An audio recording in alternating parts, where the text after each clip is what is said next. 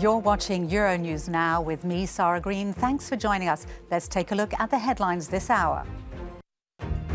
US President Joe Biden warns Americans in Ukraine to leave now as Russia drills its troops in Belarus, but says it doesn't want destabilization.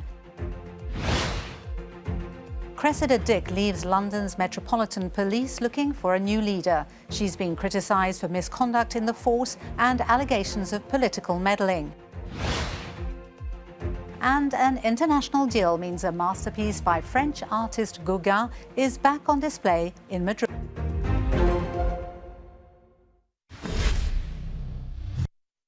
As the first US troops arrive in Romania, all Americans living in Ukraine are being advised to leave now. That's the message from US President Joe Biden. It's amid increased threats from Russia's military exercises in Belarus, and Ukraine accuses Moscow of blocking the access in the sea.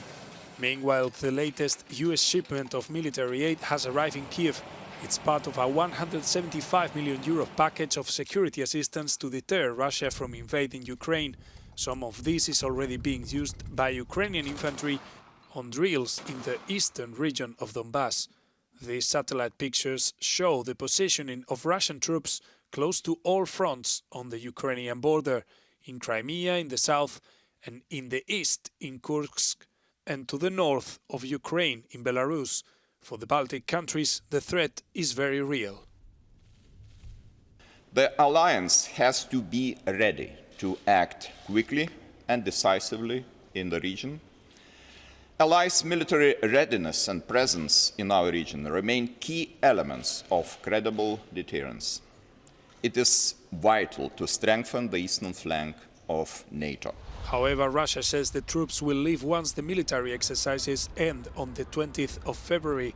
Meanwhile, for the residents of Ukraine and its capital Kiev, life carries on as normal as they've been under the threat of a potential incursion since 2014. U.S. military reinforcements passed through Romania's capital Bucharest just before dawn on Friday. Our reporter from Euronews' Romania desk was at the scene. Here, we may get a glimpse of these American 8-wheeled armored fighting vehicles.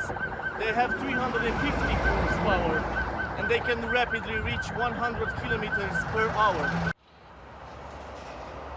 The American convoy, made up of 1,000 U.S. troops, is headed to a military base in Constanța, on the Black Sea coast. Their mission is to strengthen NATO's eastern flank, as tensions flare on the border between Ukraine and Russia. The Stryker Squadron, which is coming from Germany, will bring the total number of U.S. troops in Romania to 1,900. Romania, a NATO member since 2004, shares a 600-kilometer border with Ukraine and hosts a ballistic missile defense system. The Pentagon has also sent additional troops to Poland.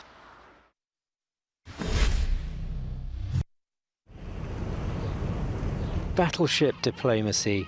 These vessels from the Russian Navy's Baltic and Northern fleets are in Sevastopol, ahead of Black Sea and Sea of Azov exercises next week. In Belarus, more Russian drills, this time on land. A joint exercise involving both nations. On land and at sea, there's also a message for the Kremlin's perceived adversaries. As for the further negotiations with our European and American partners, they are ongoing in an open and closed format. We are preparing a response to NATO and Washington. We indeed agreed with the President of France that he would call after a series of consultations not only in Kiev, but also in the European countries. Two of those European countries showing a united front. Britain's Prime Minister Boris Johnson and his Polish counterpart meeting UK soldiers working alongside their Polish allies. The UK's promised to bolster the force, a move welcomed by Poland. The political objective of Putin is to dismantle NATO. This is why we need to be very determined in showing how coherent the alliance is, how much we stand together, and we understand the tensions on NATO's eastern flank very well. Over the Polish border in Lithuania, Dutch soldiers, with more arriving in the spring. NATO's advanced forward presence, allies offering reassurance and advice. In this critical situation for all of us, Russia should not underestimate our unity and resolve as a partner in the EU and as an ally in NATO. As the world holds on for a diplomatic solution, Ukraine's soldiers are also rehearsing for the worst. It's reservists learning the ropes as they prepare to defend their country.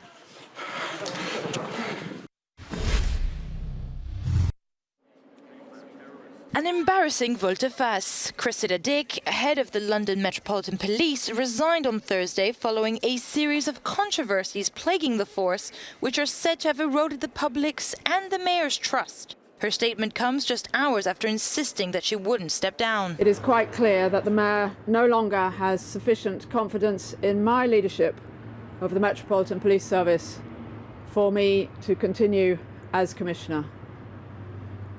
He has left me no choice but to step aside.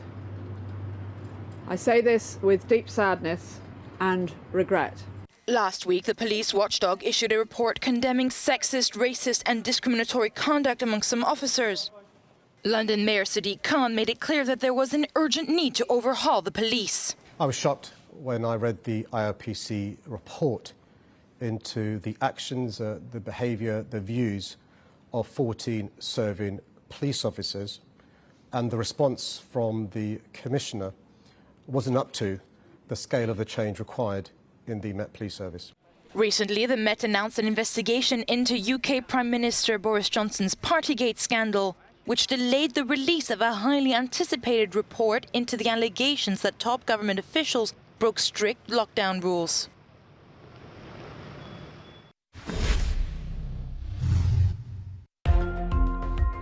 In Florence, Turin and Rome, Italy's most famous sites, went dark last night as local governments protested against soaring energy prices. The National Association of Italian Municipalities say their electric bills will increase by 550 million euros this year, more than 30%. The government has pledged 5.5 billion euros to help alleviate tensions, but cities say it's not enough. Spanish police report seizing 172 kilos of hashish hidden inside sailboats. Authorities say the drugs were brought from Morocco and that the vessels would fake breakdowns or accidents in order to be towed to port. Last year, one sailboat carrying drugs claimed to have been attacked by orcas in the Strait of Gibraltar before docking in the port of Barbate.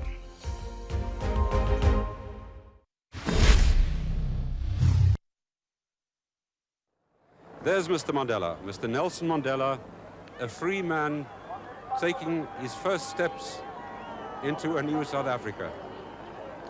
Marshals of the National Reception Committee trying to get the people, and a salute from Mr. Nelson Mandela, his wife Winnie, greeting the people outside the fences of the Victor Verster prison.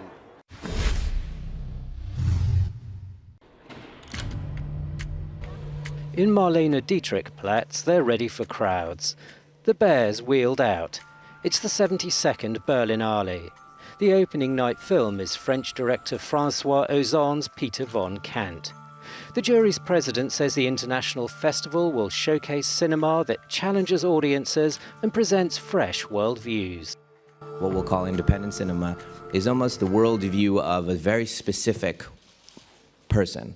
And that's so specific that they're not actually seeing us. They're not saying, hey, we see you and we're going to make sure that you are being seen and entertained. I want to tell you about my point of view of this story. And what's so beautiful about that is you're seeing a new perspective on the world. And so when you walk out of the cinema, when you see that, you've changed.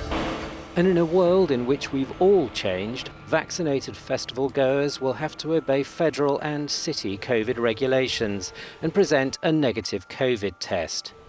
A QR code rather than a dress code, but a hint of glamour all the same. The Bear is back. Stay with us on Euronews. We'll have more news from Europe and beyond after this break.